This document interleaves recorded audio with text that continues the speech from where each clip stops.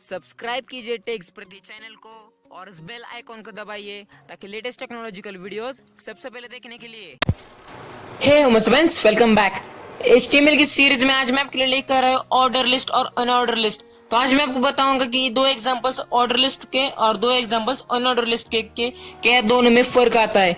तो आज का वीडियो आप क्या कीजिए, बस अंत तक देखते रहिए। तो मेरा नाम है प्रथमेश, आप देख रहे टेक्स प्रति। चलिए शुरू करते हैं।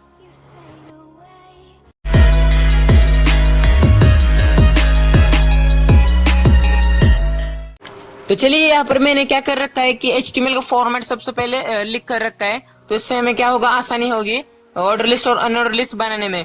तो बॉडी में क्या करना पड़ेगा हमें, यहाँ पर ऑर्डर लिस्ट बनाने सबसे पहले हम ऑर्डर लिस्ट देखेंगे कि ऑर्डर लिस्ट का स्ट्रक्चर क्या होता है, वो कैसे वर्क करती है, उसमें क्या आता है। और उससे फिर इसके बाद हम क्या देखेंगे कि दूसरी अनऑर्डर लिस्ट कैसी होती है कि उसका अनऑर्डर क्यों कहा जाता है। तो यहाँ पर मैंने क्या रखा है, पहले OL लिख के रखा है, उसका मतलब है कि ऑर्डर लिस्ट। फिर इसके बाद यहाँ पर मैं क्या करूंगा, LI लिखूंगा। LI मतलब लिस्टिंग होता है। फिर उसके बाद क्या करूंगा, मैं एक कलर का नाम डाल देता हूँ। तो यहाँ पर मैंने एक रेड कलर का नाम डाला है। तो यहाँ पर मैं LI को क्लोज कर देता हूँ, लिस्ट को मैं क्लोज कर देता हूँ, मतलब ये हमारा पहला नाम हो गया ऑर्डर लिस्ट में। तो यहाँ पर अब मैं क्या कर देता हूँ कि दूसरा भी नाम एक डाल देता हूँ वहां पर।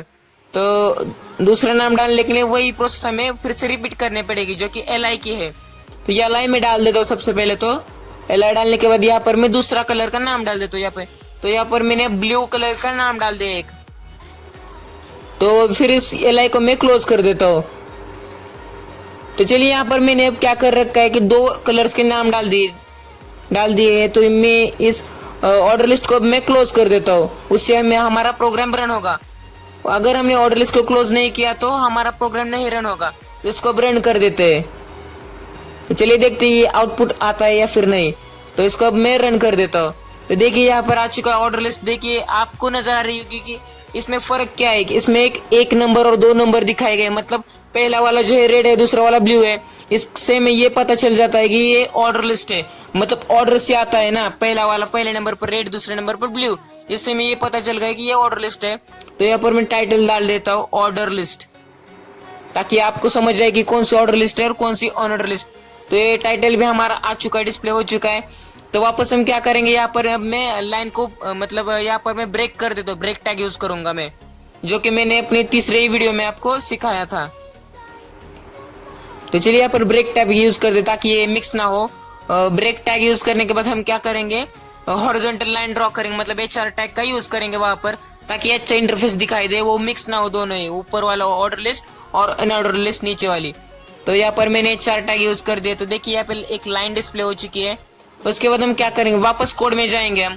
फिर उसके बाद मैं वहां पर क्या करूंगा, अनऑर्डर लिस्ट लिख देता हूँ, ताकि मैंने आपको पहले वाली जो बताई थी वो ऑर्डर लिस्ट थी और ये जो है वो अनऑर्डर लिस्ट है।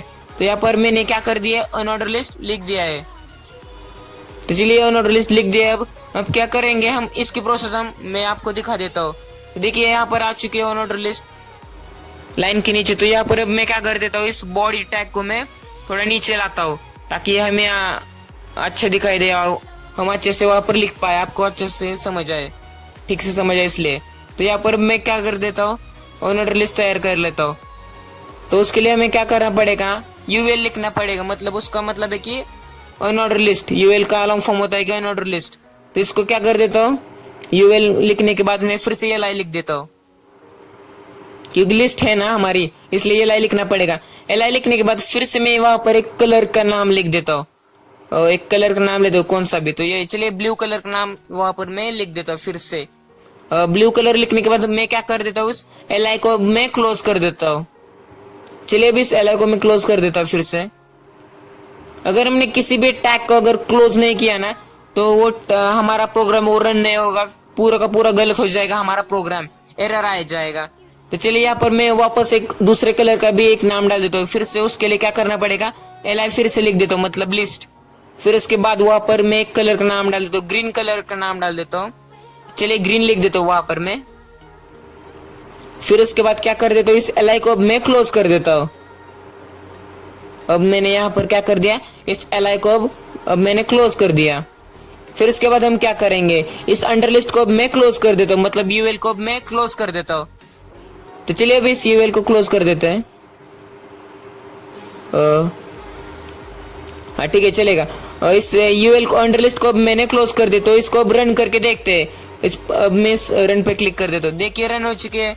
आपको फर्क नजर आ रहा है, आपको डिफरेंस नजर आ रहा है कि ऑर्डर लिस्ट में 1 नंबर 2 नंबर लिखा हुआ आ रहा है, ऑर्डर लिस्ट में सिर्फ डॉट्स आ रहे हैं। मतलब हमें पता नहीं चल रहा है कि कौन से ऑर्डर का कलर है, कौन से ऑर्डर का नहीं। इसका मतलब है कि ये ऑर्डर लिस्ट जो होती है उसमें सिर्फ डॉट्स आते हैं, और इस ऑर्डर लिस्ट में हमें नंबर्स आते हैं। मतलब हम उसे स्पेसिफाई करते हैं कि कौन सा है कौन सा। तो आज का ये वीडियो आपको कैसा लगा मुझे कमेंट में बताइए। आज की वीडियो में बस इतना है। Thank you, bye bye.